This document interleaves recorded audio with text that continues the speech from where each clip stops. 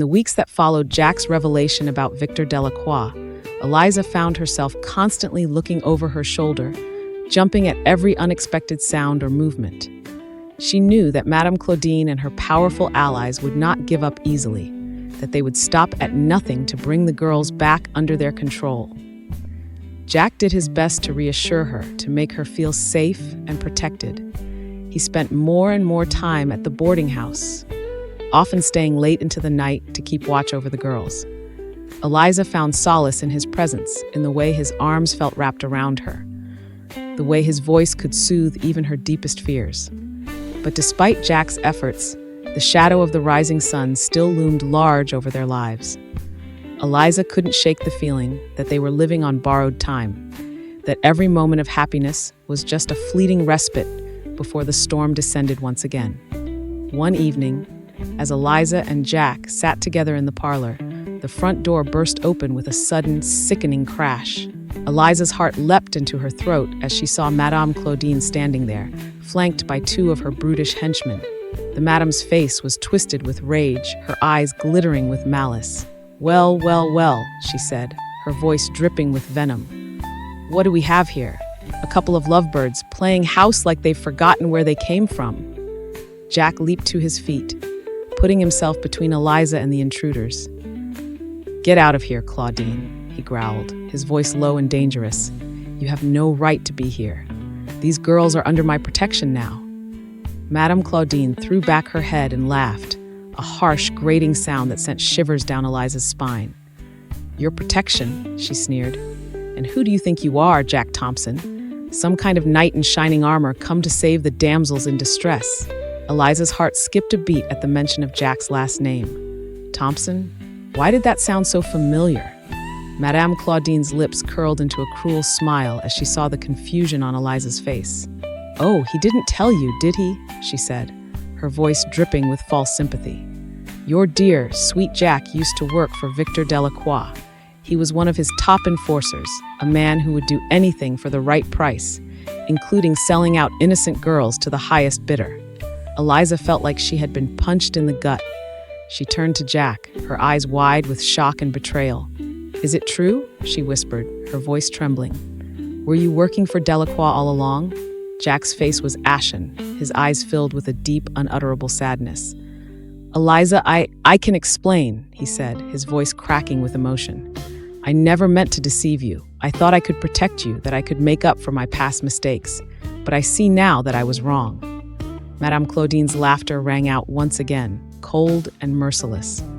"You see, my dear," she said, her eyes glittering with triumph, "you can never escape your past. No matter how far you run, no matter how much you try to pretend, the House of the Rising Sun will always be a part of you."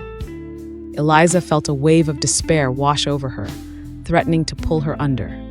She had thought that she had found a way out, a chance at a new life. But now it seemed like all of her hopes and dreams had been nothing more than a cruel illusion.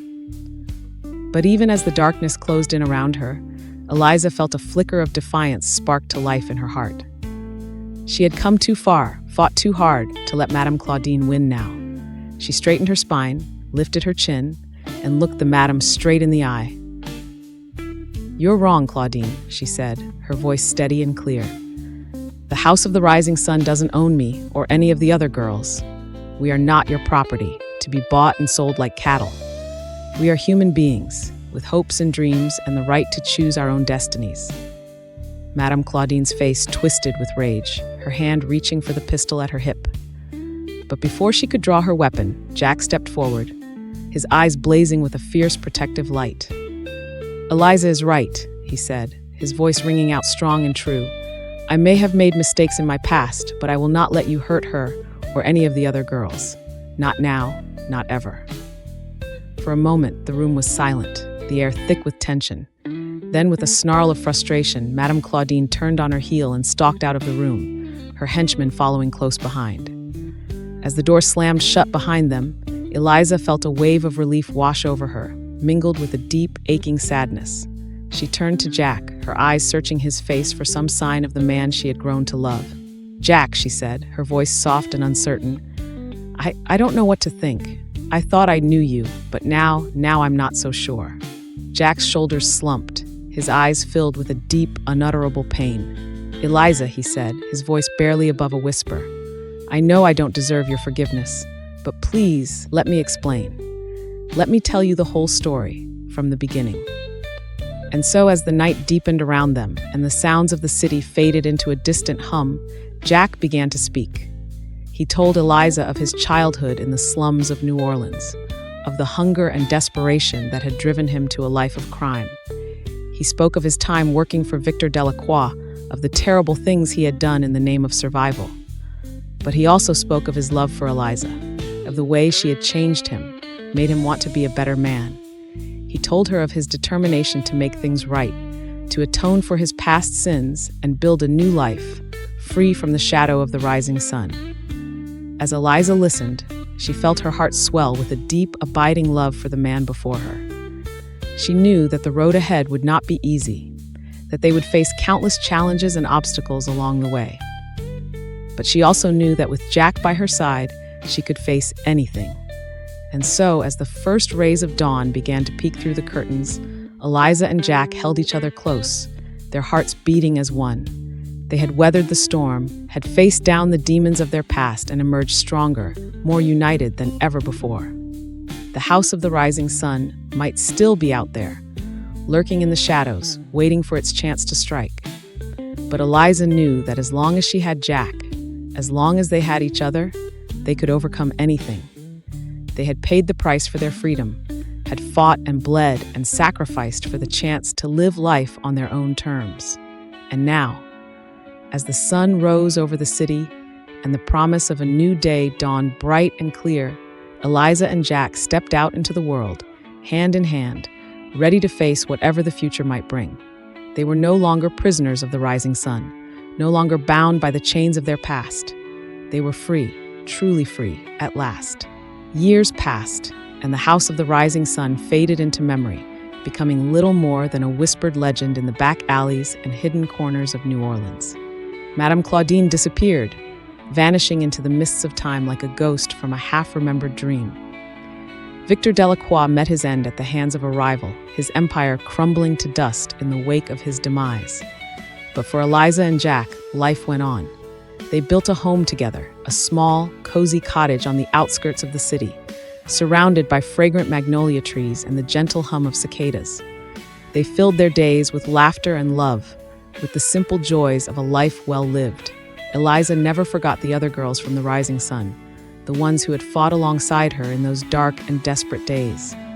She made it her mission to track them down, to offer them the same chance at freedom and happiness that she had found.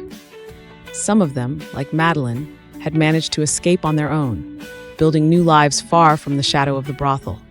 Others, like poor, broken-hearted Lily, had succumbed to the darkness, their spirits shattered beyond repair. But for those who remained, Eliza became a beacon of hope, a guiding light in the darkness. She helped them find work, taught them the skills they needed to survive in the outside world. She offered them a shoulder to cry on, a hand to hold in the moments when the memories threatened to overwhelm them. And through it all, Jack remained by her side, a constant source of strength and support. He taught their children the value of hard work and honesty, the importance of standing up for what was right. He showed them that no matter how dark the past might be, there was always the chance for redemption, for a brighter tomorrow.